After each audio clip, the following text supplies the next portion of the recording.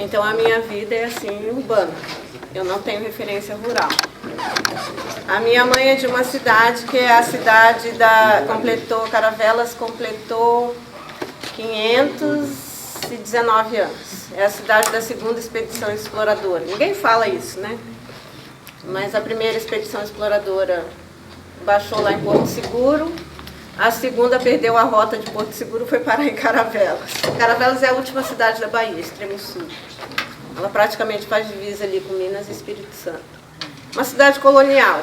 Então aí vocês veem a discrepância. Meu pai é do Rio de Janeiro, minha mãe de uma cidadezinha colonial baiana. A minha mãe é neta de português e de dinamarquês. Meu pai é negro. Pará, foi estudar no Medianeira. Então a minha criação, apesar de eu não ser burguesa e a minha família não ter posses, eu tive uma criação extremamente burguesa. Então eu estudei no Medianeira, escola de padres jesuítas. Na 7ª série eu saí, terminei a 7ª série e fui para o estadual. Aí no estadual eu fiz coral, cantei no coral. Aí do estadual eu fui para o Cefet, porque eu queria ir para o Instituto de Educação. Já queria ser professora. Desde pequenininho eu já dizia que eu queria ser ou professora, ou bailarina, ou arquiteta. E aí a minha mãe e meu pai, por conta da criação burguesa, daquele ideário todo, né? Não, no Instituto você não vai estudar. E a gente não tem condição de pagar o Martins, que era onde tinha os cursos de magistério. Detalhe, não podia estudar no Instituto, porque no Instituto só estudava menina solta, né? Claro que hoje a concepção deles mudou completamente, mas era o que se falava dentro do quartel. Imagina, filho de militar estudar no Instituto de Educação, ficar solta no centro de Curitiba, né? Mas aí eu vim para o Cefet. Eu não fiquei solta no Instituto de Educação, fiquei solta no Cefet, né? Eu fiz 2 anos e meio no Cefet, desenho industrial, e não passei do primeiro período. Porque eu não saía de dentro do Cefet, mas eu ficava só fazendo amizade no Cefet, conversando no pátio. Quem fez Cefet, o Rui fez Cefet na mesma época, né? Então era aquela loucura. Eu cheguei a participar até num período curto ali do Grêmio, né? E meu plano de ser professora foi ficando de lado. Acabei tendo que terminar o segundo grau, né?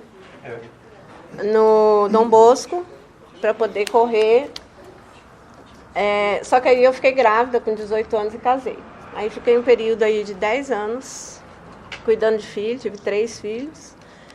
E por conta de questões particulares, familiares, eu tive que deixar a casa que eu construí, morava em Pinhais, e fui com as crianças para Londrina, que aí meu pai já tinha aposentado aeronáutica e gerenciava, era gerente de navegação aérea do aeroporto de Londrina. Então fui atrás da família, né? E a minha mãe ainda atuava. Nessa época eles atuavam no movimento matrimonial. Então sempre ligada à igreja ali. Só que eu já tinha desistido da igreja. Depois que eu resolvi separar, eu não.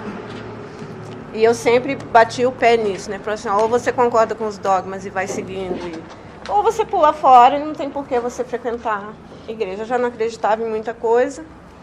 E foi mais uma postura minha de enfrentar a família, né? Quando eu fui para Londrina, eu resolvi fazer vestibular. A minha mãe estava fazendo teologia, a minha mãe não foi seminarista, mas ela é teóloga. E ela se formou com os padres no Instituto Paulo VI em Londrina, né? Os seminaristas chamavam ela de bispa. Viu, Pedro? A minha mãe... Aí em Londrina, né, eu resolvi fazer vestibular, tentei a UEL, e na hora de escolher o curso, eu pensei, vou fazer pedagogia, né? Fazer pedagogia, porque eu vou ser professora, tudo. E aí eu fui dar uma olhada nos cursos. Eu não sabia o que era a diferença entre licenciatura e bacharelado. Fui procurar investigar, por que tem curso que é licenciatura e tem licenciatura e bacharelado. Aí fui ver a explicação no próprio manualzinho ali de inscrição do vestibular. Falei, não, mas se eu posso ser professora em outra área, eu não preciso fazer pedagogia. E eu também tenho uma formação artística. Estudei piano, fiz balé, dei aula de piano, de violão. Então já tinha essa coisa. Minha avó era professora de pintura em porcelana, pintava tela, minha mãe também.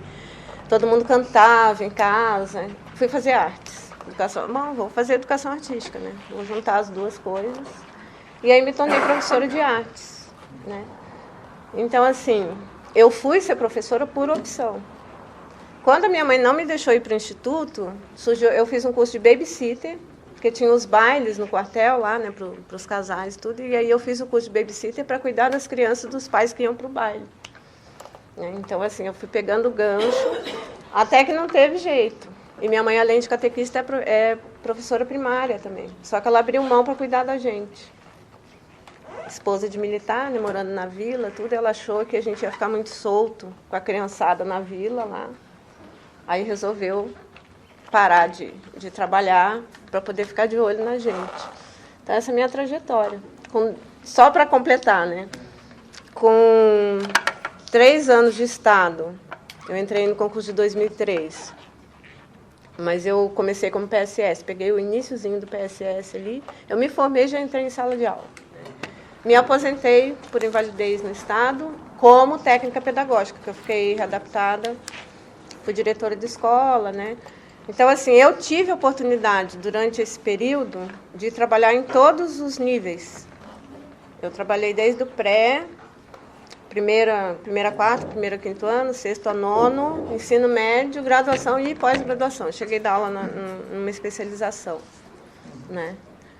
Aposentei, porque não aguentei ficar na escola, mas continuo. Na questão da formação, eu acho que é importantíssimo, né? Isso aqui que a gente está fazendo para mim é um espetáculo. Você ter a oportunidade de estar trocando, porque ensinar, apesar de você, por exemplo, eu tenho aquela concepção a partir da pedagogia histórico-crítica que o professor ele detém o conhecimento, mas o processo, né? Qual é o processo, né, para fazer com que o aluno faça apreensão daquele conteúdo, de que maneira, para que ele possa ter a catarse dele para poder ele intervir na sociedade que ele vive.